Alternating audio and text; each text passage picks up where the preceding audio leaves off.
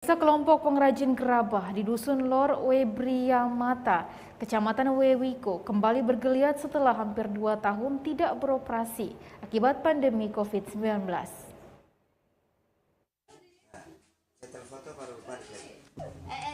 Kelompok UMKM pengrajin gerabah di Dusun Lor, Desa Webriamata, Kecamatan Wewiko, Kabupaten Malaka, kembali berproduksi setelah mengalami kesulitan dan nyaris gulung tikar selama pandemi COVID-19. Kelompok ini dibentuk sejak tahun 1993 dan jumlah anggota kelompok pengrajin gerabah mencapai 100 orang. Namun sejak pandemi COVID-19, anggota kembali berkurang menjadi 30-an orang.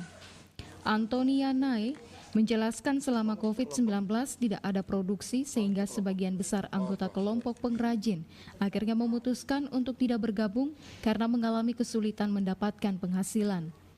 Pandemi COVID-19 memang sangat berpengaruh terhadap pengrajin gerabah. Untungnya tidak sampai gulung tikar.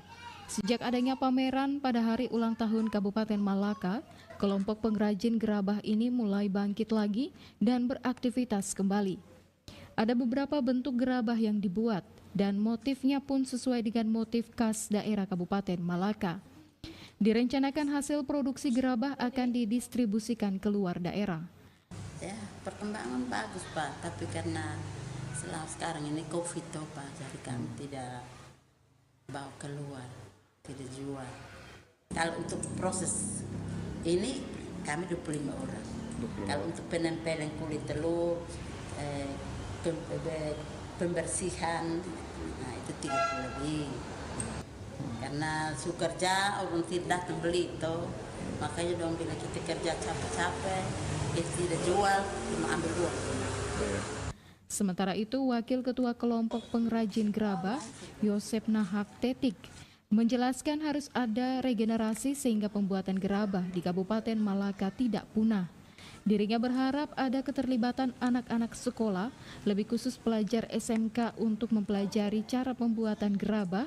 Pihaknya bersama kelompok siap untuk membantu. Ya, paling 10 untuk ukuran besar yang diameternya 80, tinggi 80 itu sekitar 6 untuk proses 1 bulan. Yang harga 250.